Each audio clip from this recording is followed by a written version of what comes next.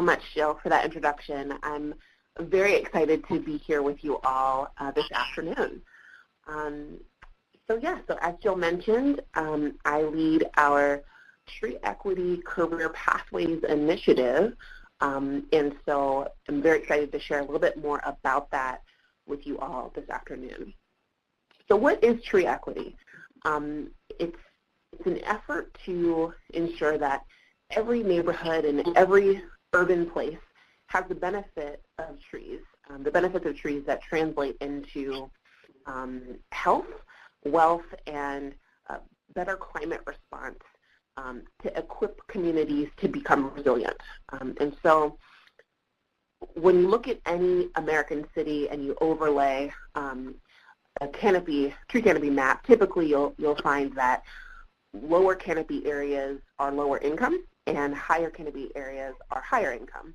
And so, in order to fix that inequity, we have to take into account historical considerations. So the slide that you're looking at right now is a snapshot. I know it's maybe a little bit small right now, hard to see, but the deep red areas are areas that were redlined, and so they were systemically left out of investments in planning and development and over time. And so when certain people were relegated, specifically people of color and black people, were relegated to living in certain neighborhoods, those neighborhoods were left out of the economic development that happened in other places. And so many American cities, that's kind of how canopy coverage tracks. And so what we're doing through our tree equity work at American Forest is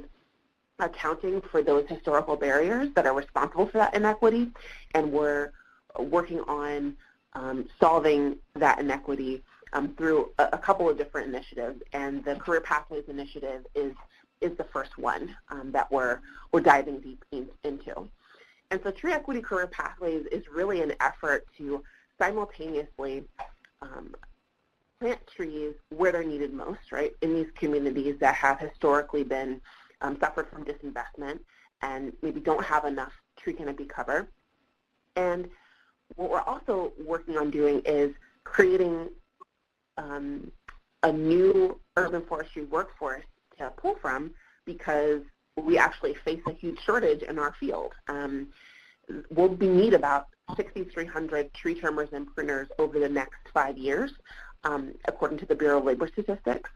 And these positions as tree trimmers, pruners, pesticide applicators, groundspeople, as you all know, these are jobs that offer family-sustaining wages. And there are millions of opportunity youth, folks in the reentry population, veterans, and other low-income people who could use these opportunities and who could be part of the greening of their communities and then reap the economic benefits that we can offer them as a field. And I think that's a huge opportunity. We're really excited to get on this work. And so creating a career pathway, what even is a career pathway? Well, it's essentially a system that an industry sets up to create a sustainable workforce.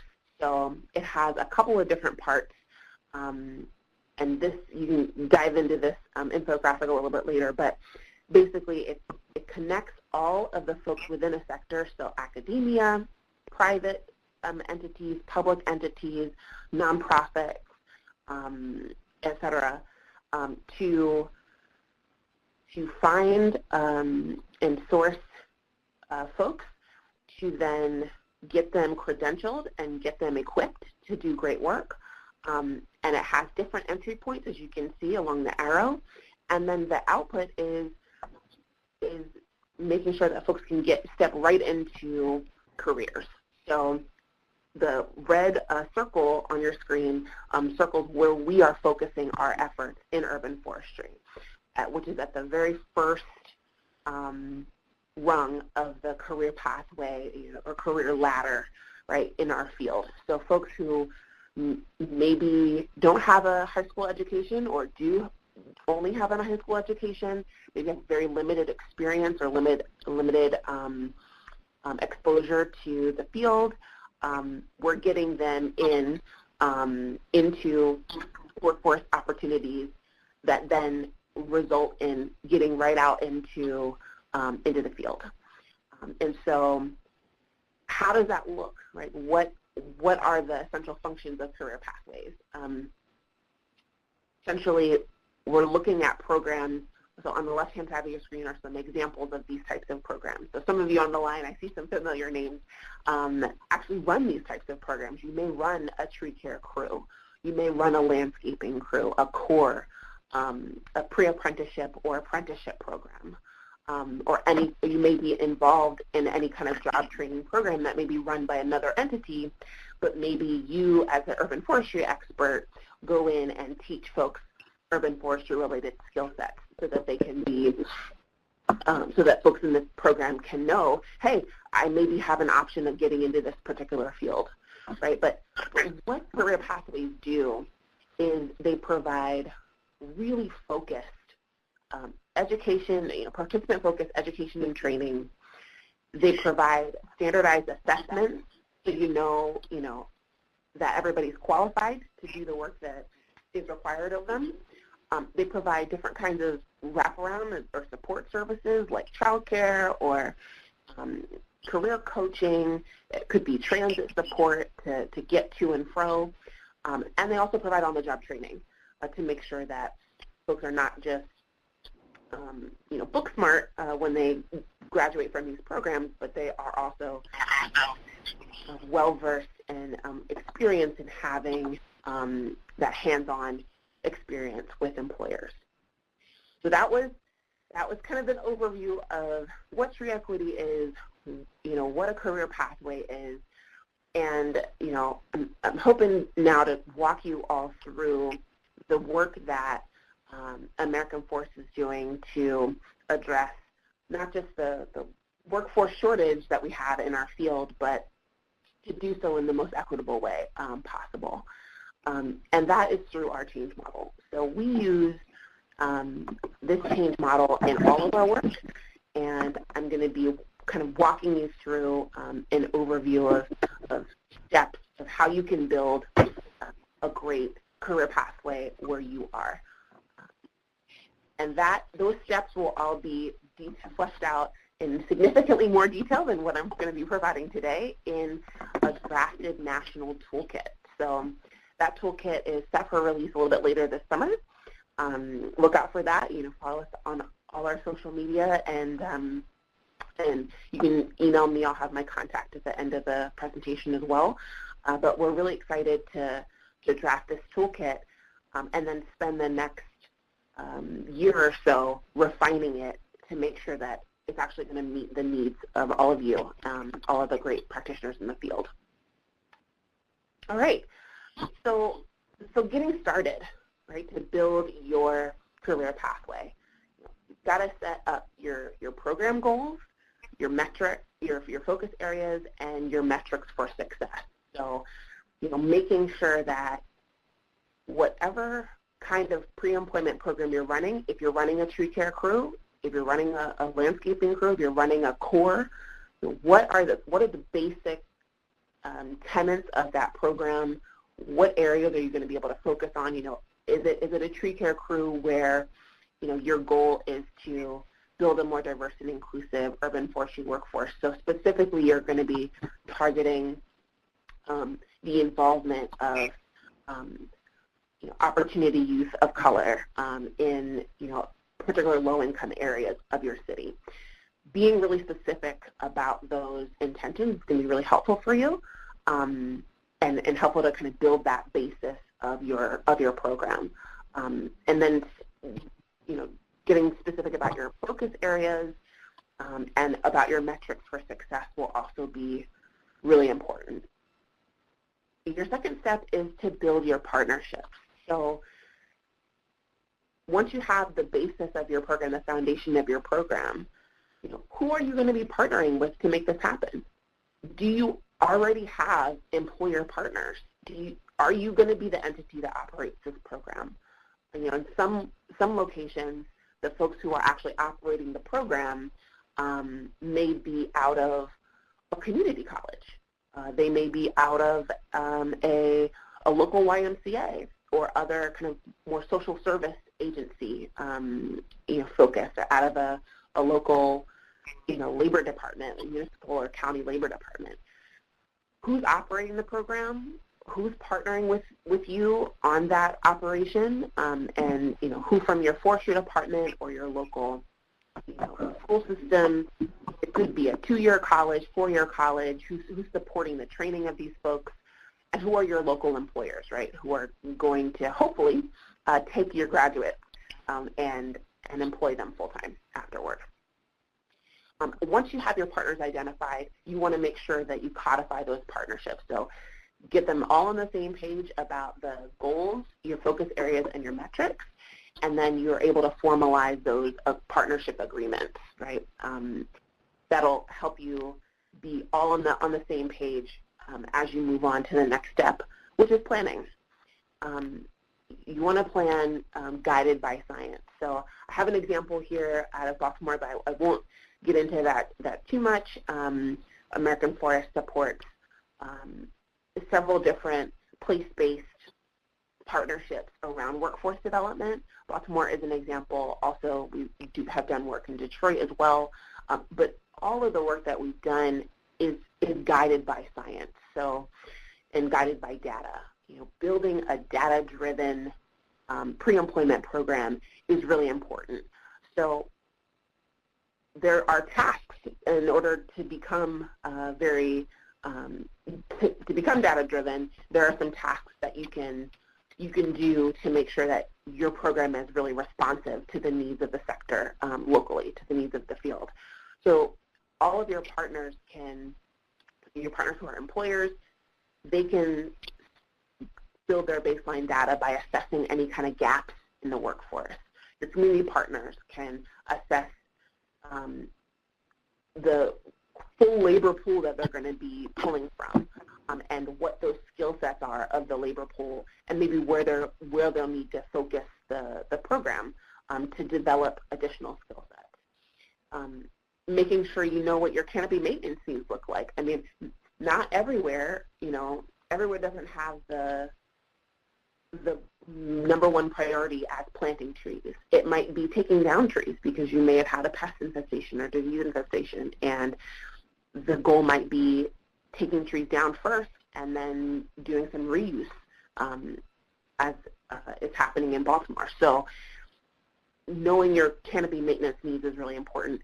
And then finally, those first 3 items will give you what you need to project in-demand skill sets in the future. So usually the Bureau of Labor Statistics puts out what different sectors will demand over the course of 5 or 10 years. And so you can use those numbers. You can consult your local professional tree care association. So the International Society of Arboriculture has local chapters. The Tree Care Industry Association does a lot of regional work as well. So consulting with them about what kind of skill sets are going to be in demand in the future, especially as it relates to how climate is going to affect the canopy in your area, is really, really important as well. And that'll give you a good, solid foundation of data to base your program design off of. Next, you're going to be doing some advocacy work. So there is a case to be made, right, both internally and externally within your organizations, which is each partner who's involved in this career pathway, and then externally to the public and to the media and to additional other community members. And so how do you make the case that a program like this is important? Well, internally,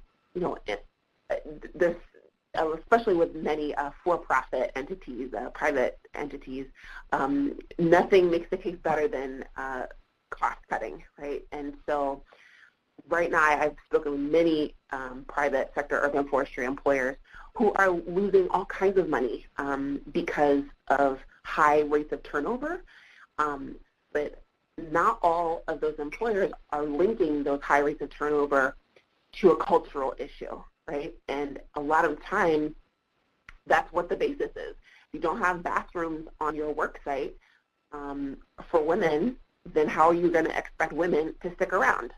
They're not going to, right? You're going to have high rates of turnover for them.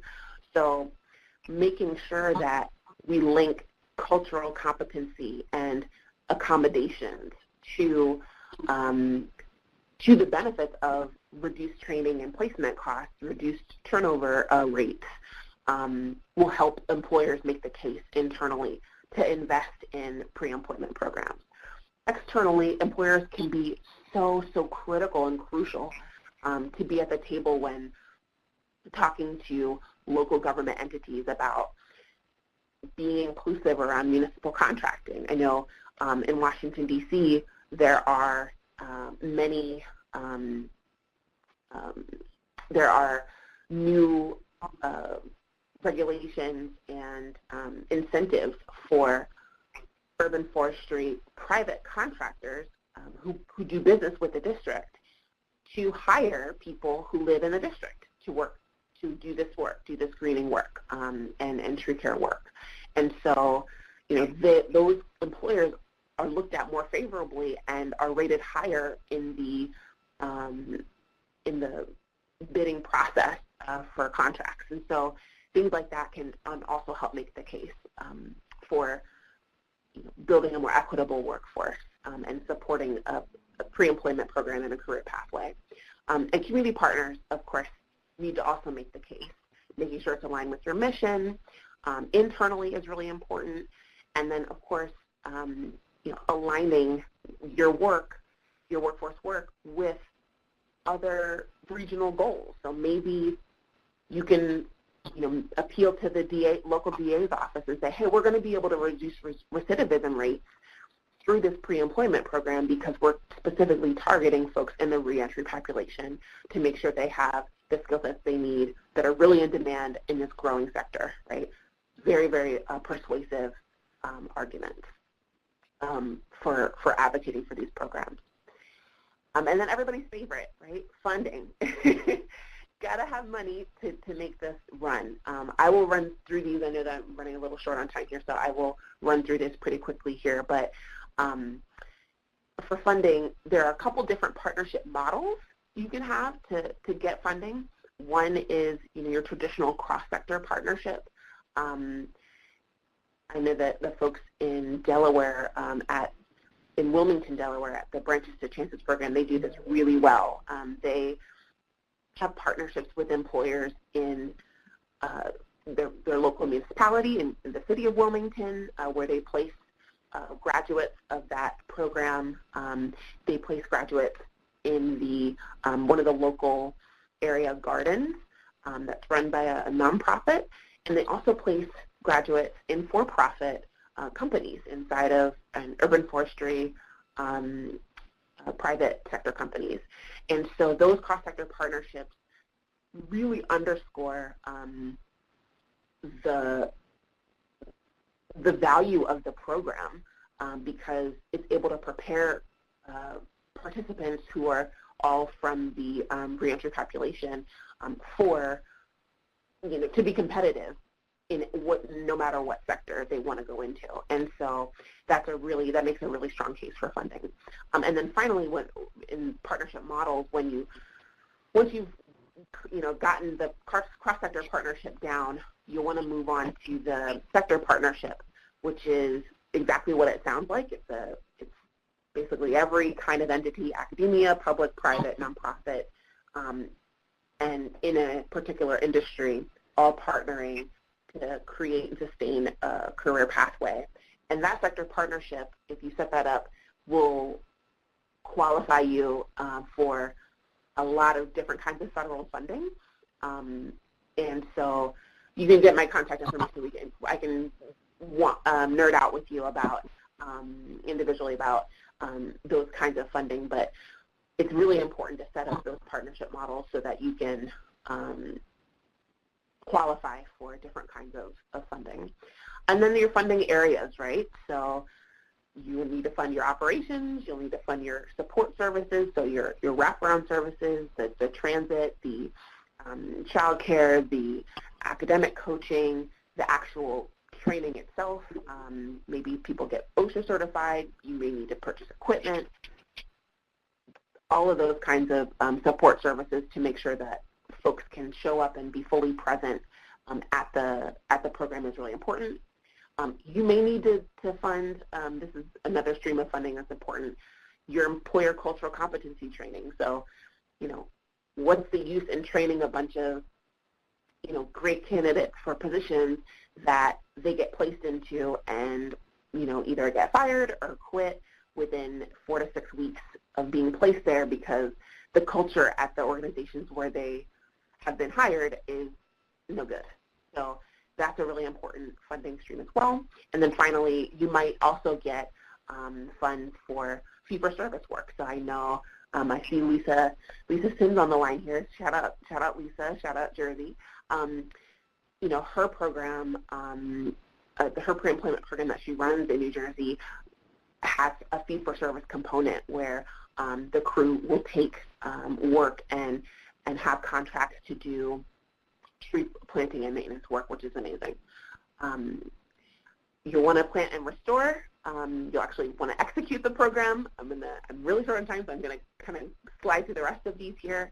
And you'll want to evaluate everything that you have done, measure your costs, and use that information to distill it down, meet with your partners, say, here are some of the lessons that we learned, here's some of the mistakes we made, and here are some of the successes we had.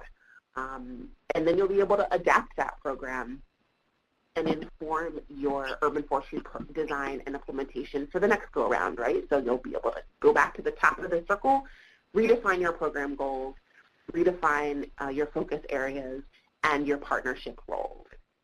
So finally, those are the kind of steps that you can take to create a career pathway, urban forestry career pathway where you live. I'm so excited to be releasing this toolkit, the draft toolkit later this summer, and then in the fall we'll be soliciting feedback from all of you and all of your colleagues so that we can refine it on what you need, right? And we'll be sharing successful programs in the field a little bit later this fall. So what do you need? Do you need help with facilitating a cross-sector partnership? Do you need, do the local employers in your area, are they culturally incompetent? Do they need some coaching around that? Do you need capacity building support? You just need grants, right, to kind of get started or to help fund some of the gap areas that are really hard to fund, like transit, right? Transit's a huge barrier, or record expungement, things like that. Whatever you need, let us know. I'd be more than happy to take that down and have that inform our field-wide strategy to address this. For now, there are a couple examples of great workforce development programs, career pathways programs on our website on vibrantcitieslab.com, which we created in partnership with the Forest Service. There's a whole section on equity resources there, and career pathways are part of that. And that's everything from me. So thank you so much for your time this afternoon. Looking forward to questions after Devon's presentation.